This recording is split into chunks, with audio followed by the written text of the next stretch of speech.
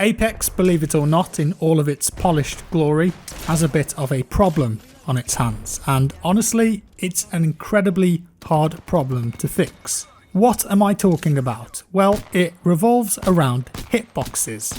What are those, you might ask? Well, if you look at an in-game character model in Apex or any FPS game for that matter, they all have an invisible box or boxes around them, and this defines where they can be shot or hit. Hitboxes usually cover the head, arms, legs, etc. In reality, nowadays it's not really a box shape, but it's called that because many years ago they did tend to be pretty basic box shapes, but these days they're pretty advanced. Why is this a problem in Apex? Well, there are two reasons. The first one is pretty obvious, and that's that the hitboxes aren't as refined on certain characters as they are on others, and this is the easier problem to fix. Ideally, the hitbox should only cover actual parts of the body of the character that you're firing at. Say for instance you fire a shot in between a player's legs. Whoopsie. That shouldn't count as a hit. If you do that to, let's say, Bloodhound for example, it won't hit, which is exactly what you would expect, and I think most players would want. Sadly though, that's not the case for someone like Pathfinder. Pathfinder has a pretty slender shape to begin with, being an android and all, and he's quite a lot of space in between his arms and sides, and between his legs too. Now if the hitbox followed the contours of his character perfectly, as you would expect it to, this would mean that if you shot in those spaces, you wouldn't get a hit, but at the moment, you do. Shooting into these gaps will still grant you a hit, even though technically your bullet should have missed. So compared to his actual in-game character model, Pathfinder's hitbox is huge. You can fire pretty close to him and still get a hit. Hey, well, okay, that's great if you're playing against him, but what if you wanted to use Pathfinder and the abilities that he has on offer? Now, I'm no game designer, but this problem is, like I said, the easier of the two to fix because it mainly revolves around some refinement issues and fine-tuning. I know that it's a separate game, but CSGO, Source Engine, found a hitbox issue years after the game was released, and it got fixed reasonably quickly. So I think that with some time, Respawn can clean these hitboxes up and get them 100% accurate. But this thought though brings us on to a much larger problem in general: character sizes.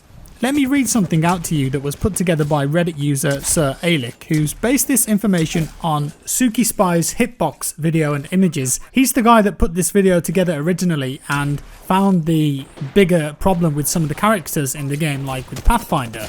Great work by members of the community this. So they studied this in game, and Wraith, for example, her character model works out at roughly 33 square centimeters in size. It makes sense. She's a pretty small character. Gibraltar, on the other hand, is a whopping 79 square centimeters. That is 140% larger than Wraith, with Wraith being the smallest character in the game in terms of size, and Gibraltar being the largest one by some way. Lifeline, the medic, is second smallest, being 12% larger than Wraith, and then it's Bloodhound, Mirage, Bangalore, who's middle of the pack, and then Pathfinder and Caustic before landing back on Gibraltar. Now, why is this a problem, and why is it hard to fix? Well, if you've got an enemy who's playing as Wraith, they're incredibly hard to hit because they're so small. Not only that, but they have abilities that let them move around pretty fast and go mostly invisible, and that's a very strong combination. Gibraltar, on the other hand, is a whopping great big target that of course has no movement abilities at all, and it's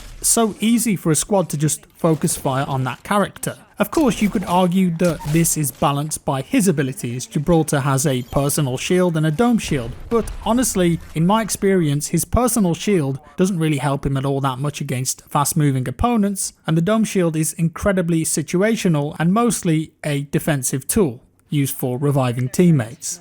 Now, I'm not saying it's not useful, but I'm just not sure that it's worth the extra real estate you're giving to enemies trying to hit you. Look at Caustic, for example. He is 105% larger in size than Wraith, and I think he's one of the least useful characters in the game. His gas is annoying and his traps can block doorways and other things, but for the most part, in a gunfight, he's got no real abilities that can be used in the moment. He's too situational, and I'd say objectively at the moment, Caustic is one of the worst heroes in the game, yet he's one of the biggest targets. So he's got weaker, incredibly situational abilities, but a much bigger target.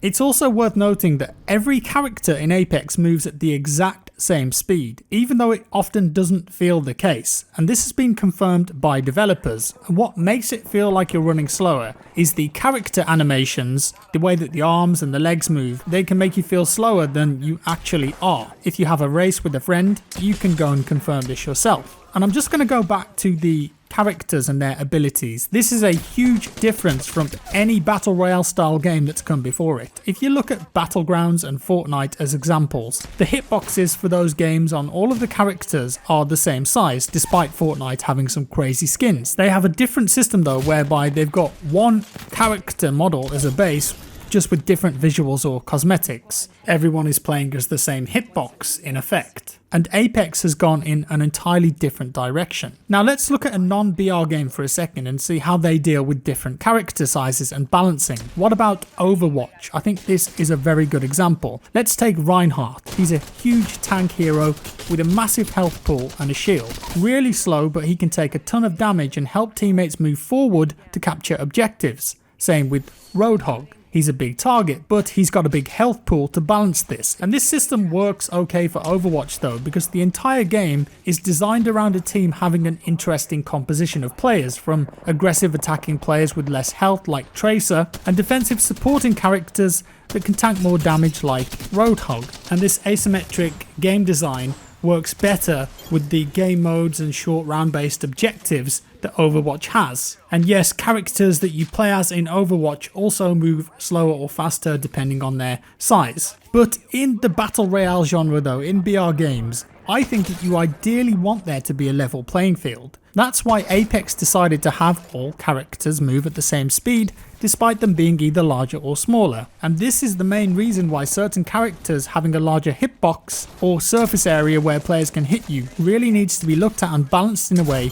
that players would be willing to play at a disadvantage. And right now, I don't think that's the case in this game. Pathfinder's hitbox will absolutely be improved in time. Yes, and his grapple can be good for teammates, and of course, just movement and surprising people. But right now, Gibraltar and Caustic, I just don't think they offer up enough advantages to me personally to warrant their downsides as bigger targets. The question is, how in the world do Respawn go about balancing this? And I've tried to think about this long and hard, and it's very difficult because of the type of game that this is. I suppose that it boils down to the pros and cons of the character that you're playing. For me personally, I don't think that Gibraltar's abilities in this case outweigh his size, pardon the pun. I would still use one of the smaller characters over him. Wraith, Lifeline, Bloodhound, all great choices due to their useful abilities and a smaller size. Would you rather have Gibraltar's shield or a character that can get you out of a jam with a portal or a phase? Or a character that can place down a heal, or one that can detect enemy movements and locations nearby? Much more useful, right? The issue is that if you've got characters that are harder to hit and they offer up better abilities, then why would anyone use the larger ones? And I worry a little bit about this, that the solution for this might be for Respawn to give the larger characters slightly more health. But let me tell you, I'm against that. You could argue that Gibraltar already has this to a certain extent, as he does have his gun shield that offers up 50 damage protection to some parts of his body, but for the most part, I don't think it's quite the same as having an extra 50 health overall, as the shield is only protecting a portion of your body from the front and it's pretty easy to circumvent, not to mention it's only there when you aim down the sight. And I also think that it would be incredibly frustrating, let's say in endgame, if you come up against a character that can move at the same speed as you, wield the same weapons and armor, but also has more base health. Of course, they are easier to hit, but imagine in early game, let's say, if you land on the dropship or Market or Skulltown, just the typical hot zones, and the enemy team has a Caustic and a Gibraltar, and they have, let's say for argument's sake, 125 or even 150 base health, and now imagine that multiple squads are also using those legends. With the limited ammo that you get in early game, it would be a nightmare. The average time to kill of any engagement would go up so much if they gave these bigger characters more health. And I think that you would end up seeing players use those characters just to get that extra base health. They don't care about the perks. And having thought about this, I reckon a better solution would be to offer those bigger characters some smaller advantages over the others, most notably in carrying inventory space. What if characters like Gibraltar and Caustic could carry slightly more items in their backpacks, or to further simplify it, they could stack more items. For example, at the moment any legend can stack 2 arc grenades, but let's say for example Gibraltar could stack 3, or they could hold more ammo in one stack, or whatever it might be. They would have a slight increase in carry space, so they're used as more of a support character. It's just an idea, and I'm not saying it's the best solution. There are other solutions here too, but I don't think they really make sense. Get this, Respawn, if they wanted to, could shrink all of their characters down to the same size. But of course, this is ridiculous and it goes against their original design ethos. Not to mention, it would ruin all of their in-game skins. They'd have to redo all that, their marketing, the promo stuff, the trailers, and just the feel of those characters. It would all need to be redone, so I don't think that's a realistic option. But yeah, it'd fix the problem. So they need to find a way to ensure that the characters here stay the same size, but they have an interesting trade-off. I think this is going to become much more of a bigger issue the longer this goes on, because Battle Royale games tend to get harder as the lifespan gets longer and more cutthroat, because the more dedicated players play more, they get better and they work out how to play the game better, take advantage of each character and their abilities, how to use specific weapons. Wingman. I think most experienced players will avoid the larger characters because of that, while newer players won't really know the ramifications of selecting them and will be easy pickings, and this is going to make onboarding new players very hard. Wrapping things up, it's up to Respawn to decide how much of a problem this is really. Whatever they do, maybe they do nothing, I don't know, but